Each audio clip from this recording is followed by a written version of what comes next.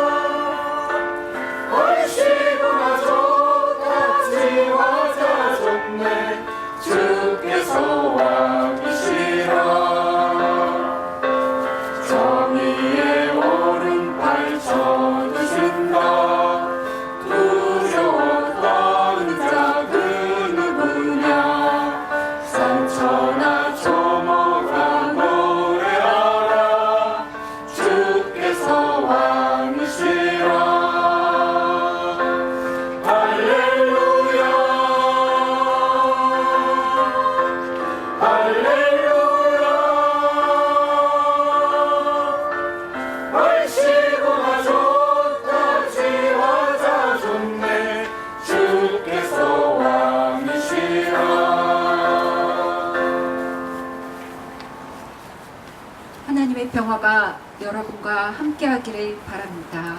하나님의 평화가 우리 모두와 함께하기를 바랍니다. 그리스도 안에서 하나된 여러분, 우리 서로 평화의 인사를 나눕시다.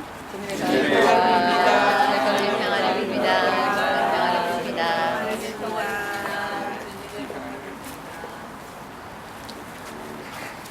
하나님의 말씀이 모든 피조 세계에서 이루어지기를 기원합니다. 오늘 예배를 통해 하나님의 형상대로 창조된 우리 자신을 되돌아볼 수 있기를 바라며 부와 명예, 성별의 차이와 나이와 많고 적음이 하나님 앞에서는 하늘의 먼지만큼 가벼운 것임을 깨닫게 하소서. 창조절을 맞아 하나님의 나라가 이 땅에 오신만을 생각하며 노동하게 하시고 이 땅의 가치는 헛되고 헛된 것임을 알게 하소서. 예수 그리스도의 이름으로 기도합니다. 아멘.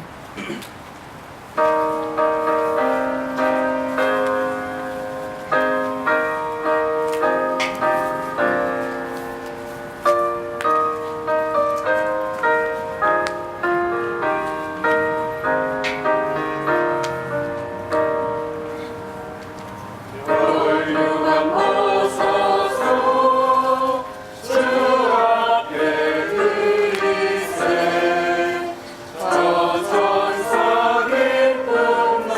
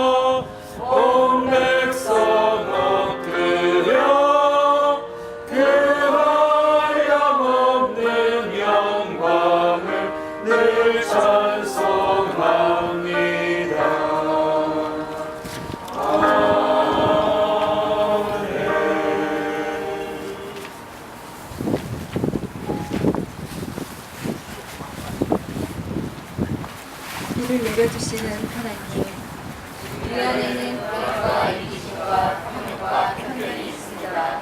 그래서 서로를 진실로 사랑하지 못하고 서로를 믿지 못합니다. 주님께서 내려주시므로 우리를 깨끗이 씻어주시고 서로를 온전히 볼 수 있는 은혜를 내하소서.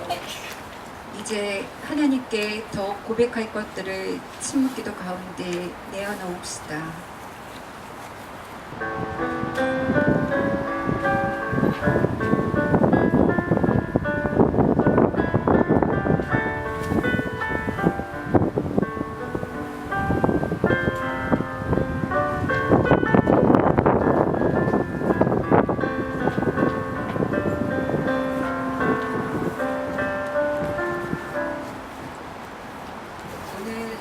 오늘 우리에게 주신 하나님의 용서의 말씀은 에스겔 36장 25절입니다.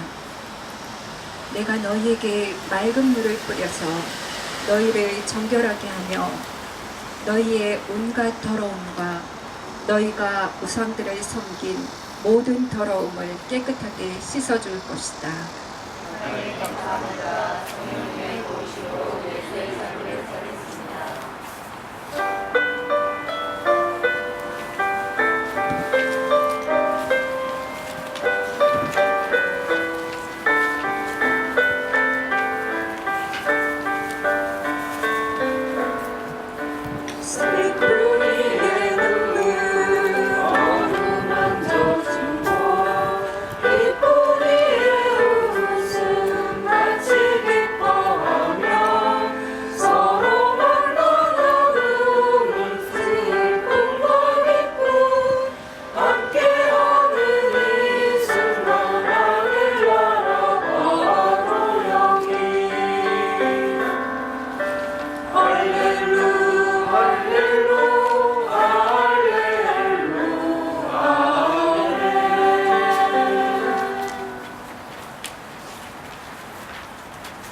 아, 슬프다. 예전에는 사람들로 그렇게 붐비더니 예전에는 문나라 가운데 으뜸이더니 이제는 과부의 신세가 되고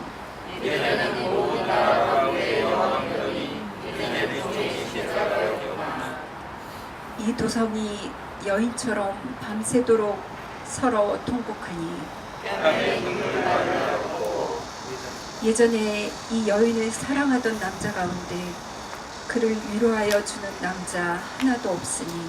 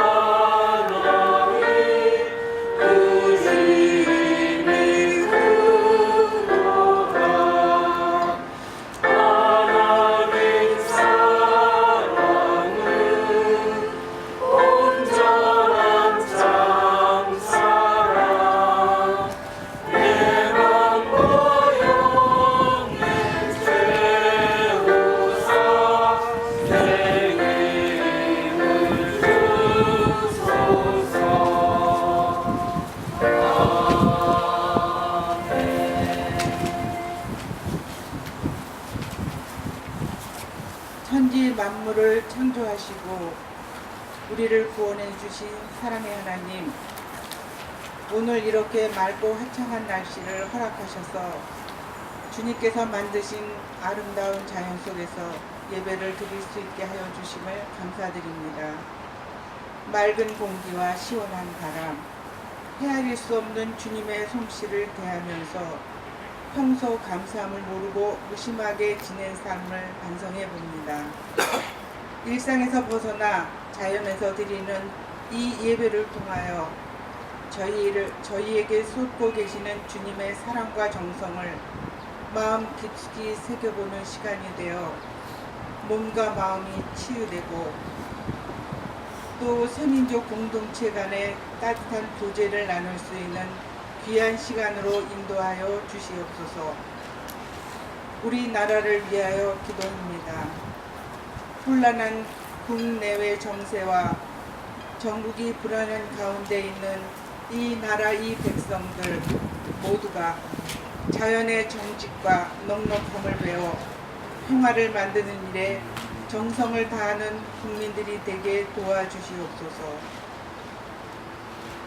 이 자리에 참석하지 못한 교우들을 위하여 기도합니다. 그들이 여러 곳에 어떤 이유로 있든지 간에 주님께서 함께 하셔서 은혜의 자리를 맛볼 수 있는 시간으로 인도하여 주시옵소서. 또 오늘 말씀을 전해주실 전도사님을 위하여 기도합니다. 주님께서 창조하신 자연 속에서 또 성령의 능력으로 은혜의 말씀이 되게 하여 주시옵소서. 또 이 야외 예배를 위하여 준비한 손길들 주님께서 기억하여 주시옵소서. 오늘 드리는 이 예배의 모든 순서들 주님께 맡기오며 우리에게 항상 사랑과 정성으로 함께 하시는 예수 그리스도의 이름으로 기도드리며 지금은 침묵하며 주님께서 주시는 음성에 귀 기울이겠습니다. 하늘에 계신 우리 아버지여, 우리 거룩히 여김을 받으시오며 나라에 임하시며 하늘에서 있는 것 같이 땅에서도 이루어지리라. 오늘 우리에게 일용할 양식을 주시고 우리가 우리에게 죄 지은 자를 사여 주는 것 같이 우리 죄를 사여 주시고 우리를 시험에 들게 하지 마시고 다만 악에서 구하소서. 때가 있나이다. 구약 성서를 통해서 우리에게 주시는 말씀은 예레미야가 3장 19절에서 26절 말씀입니다. 내가 겪은 그 고통, 쓴 숲과 쓸개즙 같은 그 고난을 잊지 못한다. 잠시도 잊을 수 없으므로 울적한 마음을 가눌 길이 없다.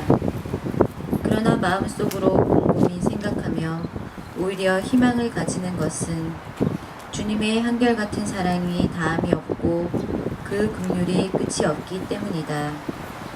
주님의 사랑과 긍휼이 아침마다 새롭고 주님의 신실이 큽니다. 나는 늘 말하였다.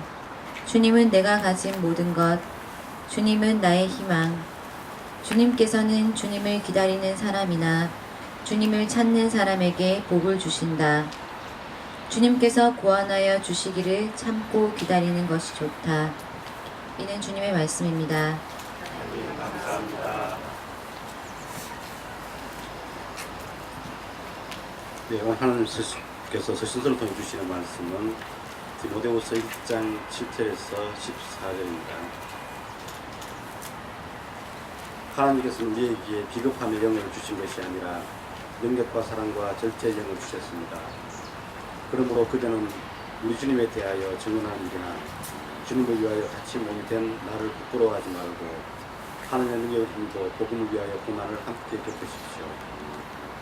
하나님께서 우리를 구원해 주시고 거룩한 부르심으로 불러주셨습니다. 그것은 우리의 행실을 따라 하신 것이 아니요 하나님의 계획과 은혜를 따라 하신 것입니다. 이 은혜는 영원전에 그리스도 예수 안에서 우리에게 주신 것인데 이제는 우리 구주 그리스도 예수께서 나타나심으로 환히 드러났습니다. 그리스도께서는 죽음을 피하시고 복음으로 생명과 섞지 않음을 환히 보이셨습니다. 나는 이 복음을 전하는 선포자와 사도와 교사로 임명을 받았습니다.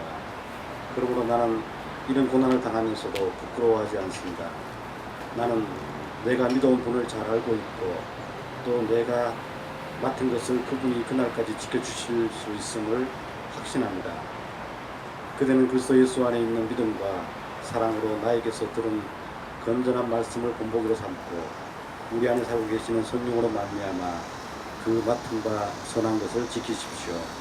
이는 주님의 말씀입니다.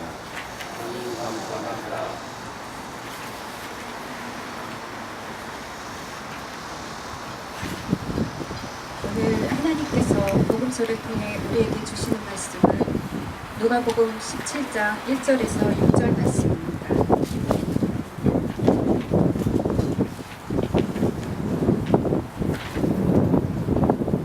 예수께서 제자들에게 말씀하셨다. 죄짓게 하는 일이 없을 수는 없다. 그러나 죄짓게 하는 사람에게는 화가 있다.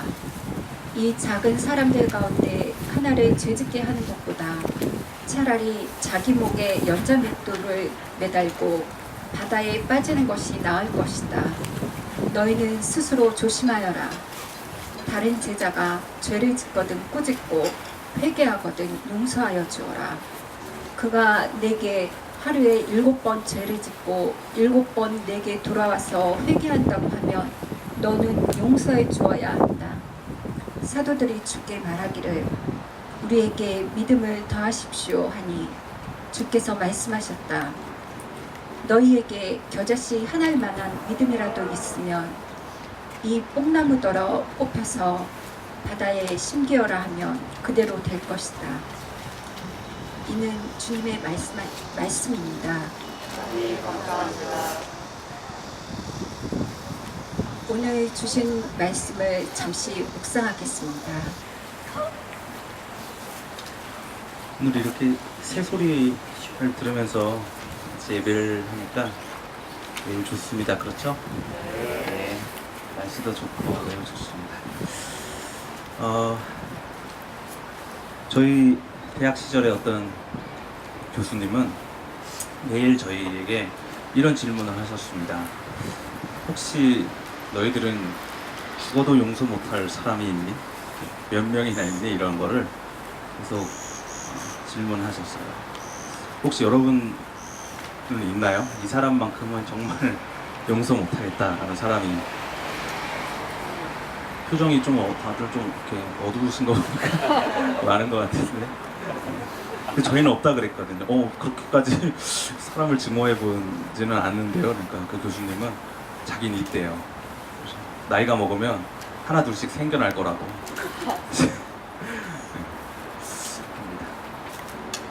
죄를 짓지 않고 살 수 있는 사람이 있을까요? 우리는 아무리 은혜를 받고 회개를 한다고 하지만 또 다시 죄를 반복합니다. 대표적으로 부부 싸움이 그러하죠. 공감하시나요? 네. 같은 실수를 혹은 같은 어떤 모습들을 반복합니다. 가장 사랑하는 사람에게 화를 내고 상처를 줍니다. 곧 후회하고 화해도 하지만 그것은 이상하게도 반복됩니다. 살아오며 학습한 모든 폭력을 내려놓고 죄 없이 사는 것이 정말 가능한 걸까? 왜 가능하지도 않은 일을 하나님께서는 우리에게 명령하시는 걸까? 이런 상황, 이런 질문이 올 때마다 저희는 좀 불편함이 일어나기도 합니다.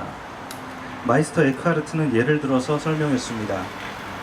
두 사람이 있는데 하나는 약점이 없는 좀 완벽한 사람, 또 하나는 유혹을 잘 만나는 사람, 견물생심과 같은 그런 사람, 두 사람이 있을 때 에크하르트는 유혹에 잘 흔들리는 사람이 약점에 맞서 힘차게 싸운다면 약점이 없는 사람보다 더욱 칭찬을 받을 거라고 얘기했습니다. 완전한 덕은 투쟁과 갈등에서 생기는 거라고 얘기했습니다.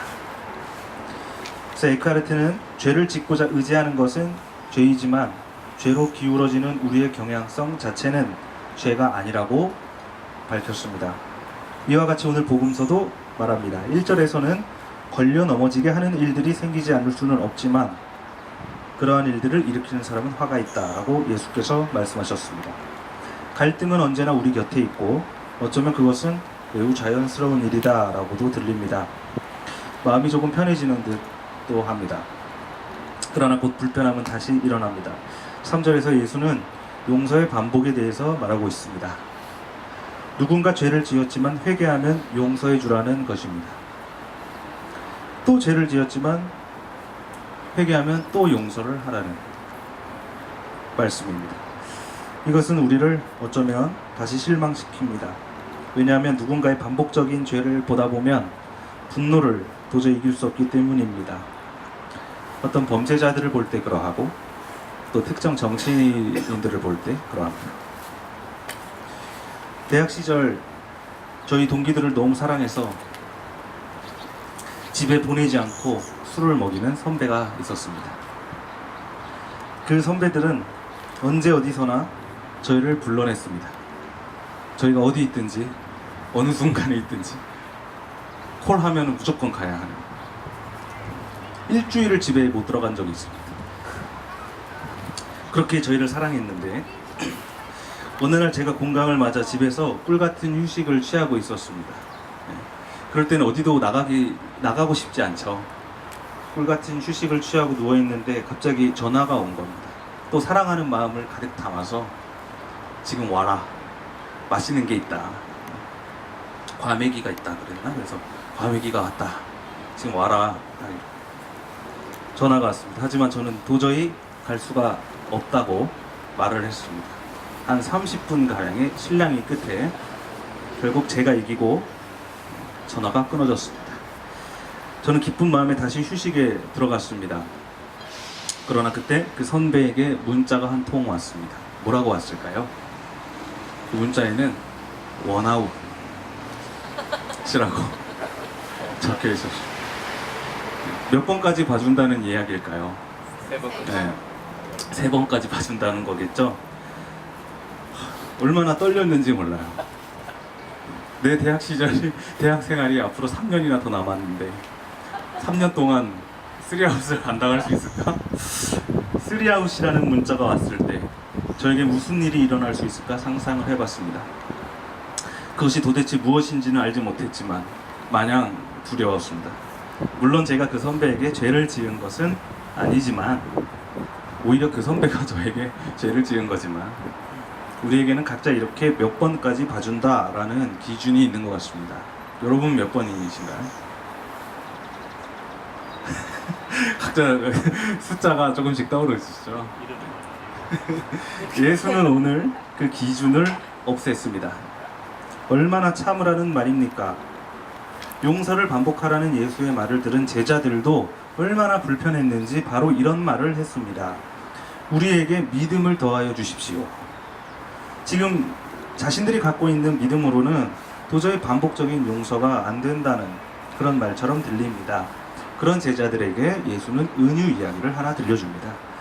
겨자씨같이 아주 작은 믿음으로도 마법 같은 일들, 즉 뽕나무를 바다에 심는 일들, 혹은 가령 나무를 토끼로 만드는 이런 마법 같은 일들이 겨자씨 같은 믿음으로도 가능하다라는 은유의 말씀입니다. 이것은 은유입니다. 우리는 이 이야기를 듣고 믿음으로는 그 어떤 마법도 가능하구나 라고 이해를 하면 안 되겠습니다. 우리의 초점은 마법 같은 일에 있지 않고 오히려 겨자씨에 있어야 합니다. 이미 너희 안에 있는 겨자씨와 같은 작은 믿음으로도 반복적인 용서를 할 수 있다라는 가능성에 대한 말씀입니다. 예수님, 저희는 못합니다. 아니야, 할 수 있어 라는 대화처럼 들립니다. 물론 이 용서는 3절에서 말씀하신 것 같이 꾸짖음과 회개가 전제된 용서입니다. 꾸짖음과 회개와 연결된 용서는 폭력을 용인하는 것도 아니고 폭력으로 맞서는 것도 아니라 폭력 앞에 비폭력적 용서로 모든 분노를 녹여내는 것입니다. 용서의 나라라고 불리는 노르웨이는 감옥의 복지가 굉장히 좋은 나라입니다. 어떤 감옥은 큰 울타리 안에 이런 분위기 속에 자연 속에 오두막집들이 있습니다. 그 집 안에는 방들이 있고 그 울타리 안에 그 마을에는 수감자들이 함께 살아갑니다.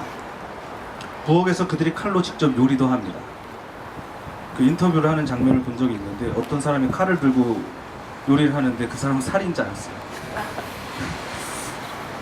특별한 규칙은 그 울타리를 넘어가지 않는 것 말고는 없었습니다. 살인자들도 인간적 대우를 받으며 수감 생활을 하고 큰 불만 없이 살아갑니다. 이해가 안 되는 부분이 있을지도 모르겠지만 이런 감옥의 복지가 굉장히 좋은 노르웨이는 세계에서 재범률이 가장 낮은 나라이기도 합니다. 2011년 노르웨이 우티위아라는 작은 섬에서 노동당 청년 캠프가 열렸습니다. 그 안에서 안데레스 베링 브레이비크라는 우익단체 회원이죠. 신나치주의자 브레이비크라는 회원이 경찰복을 입고 총기를 난사하며 청년들을 잔인하게 학살한 사건이 있었습니다.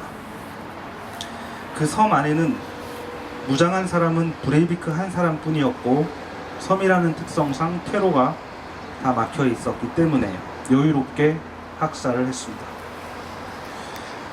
경찰복을 입고 있었기 때문에 숨어있는 사람들을 안정시킨 후 헬기가 왔다고 불러내고 한 곳에 모아서 총을 쐈습니다.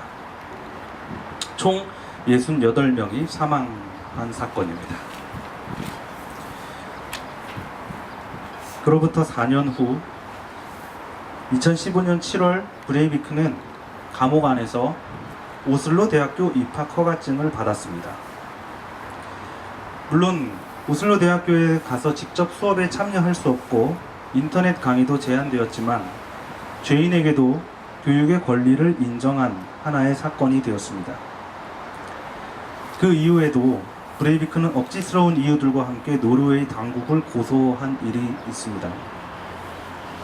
그 억지스러운 일들이란 커피가 충분히 뜨겁지 않다, 이 방의 습기가 적절치 않다 라는 등의 이유로 고소를 했습니다. 그런데 오슬로 법원은 이런 억지스러운 부분을 제하고 독방 수감과 타인 접촉 금지에 대해서 인권 침해라는 브레이비크의 손을 들어주었습니다. 일부 유가족들은 법원의 판결에 굉장히 분노했습니다. 그러나 또 일부 유가족들은 화가 나는 것은 사실이지만 사법이 잘 작동하고 있다는 증거라고 인터뷰하기도 했습니다. 하지만 이 판결은 결국 항소심에서 다시 뒤집어지기도 했습니다. 저는 한 피해자 아버지의 인터뷰를 본 적이 있습니다. 그 기자는 계속해서 그 아버지에게 브레이비크를 죽이고 싶지 않습니까? 당신 아들을 처참히 죽인 그 브레이비크를 죽이고 싶지 않습니까?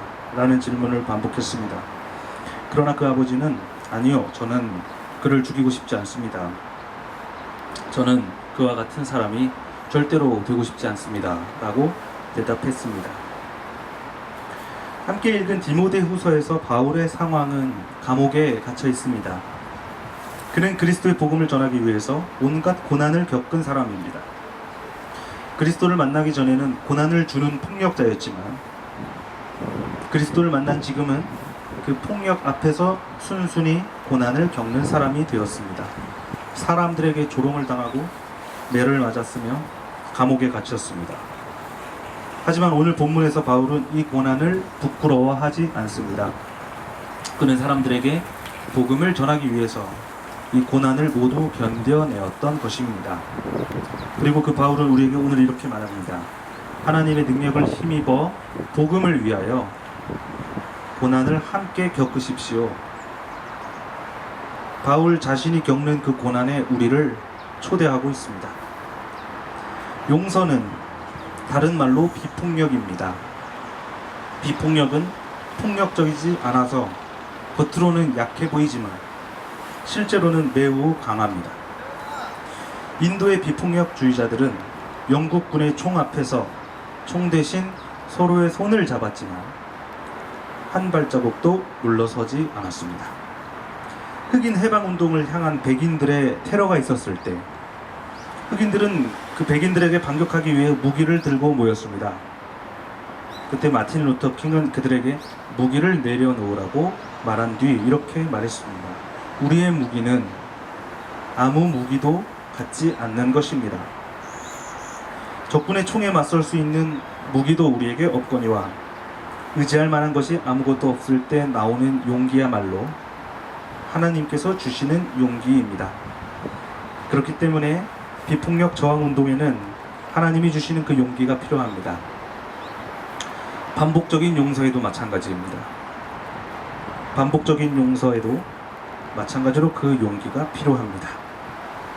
물론 이 용서는 저의 이 가벼운 입으로 담을 수 있는 것은 아닙니다. 저희가 어떻게 그들을 용서하겠습니까? 저희가 어떻게 전두환을 용서하겠습니까? 아직 회수하지 못한 그 훈장을 단 그 장군들을 우리가 어떻게 용서하겠습니까? 그러나 그리스도께서는 우리에게 하나님의 용기를 통한 용서를 요구하고 있습니다. 오늘은 세계 성만찬 주일입니다. 1982년 WCC 세계교회 협의회 리마 대회에서 세계교회가 약속한 주일이 오늘입니다. 이날은 교회 일치와 연합을 위하여 함께 나눠 먹고 마시는 그런 날입니다. 우리가 오늘 예배 후에 서로 음식을 나눠 먹고 마실 텐데 그때 서로에 대한 회개와 용서로서 나누시기를 바랍니다. 이 말씀을 묵상하겠습니다.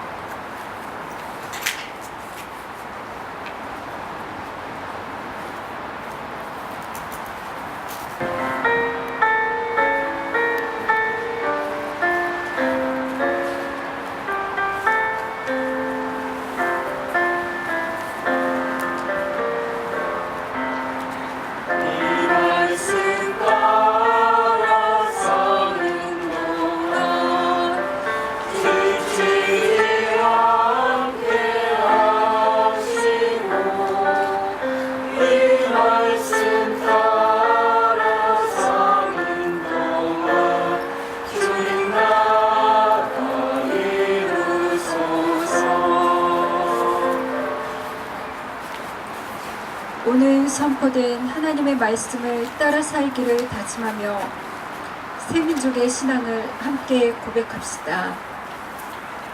우리는 우주 만물을 지으신 하나님을 믿으며 사람으로 와서 십자가에서 죽으시고 부활하신 예수 그리스도를 믿으며 인간의 삶과 역사를 진리와 해방의 길로 이끄시는 성령을 믿습니다.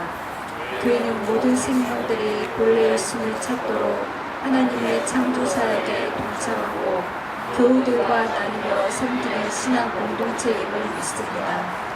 우리는 하나님 나라 운동을 실천하고 평화 생명의 예수 살기 공동체를 세우는 일에 감사하며 헌신하겠습니다.